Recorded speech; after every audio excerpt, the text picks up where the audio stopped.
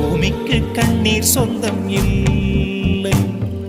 பச்சை கிளிகள் தோளோடு பாட்டுக்குயிலோ மடியோடு பூலோகம் ஆனந்தத்தின் எல்லை. இந்த பூமிக்கு கண்ணீர் சொந்தம் இல்லை. சின்னஞ்சிறு கூட்டுக்குள்ள சொர்க்கம் இருக்கு. அட சின்ன சின்ன அன்பில் தானே ஜீவன் இன்னும் இருக்கு. பட்டாம்பூச்சி கூட்டத்துக்கு பட்டா எதுக்கு?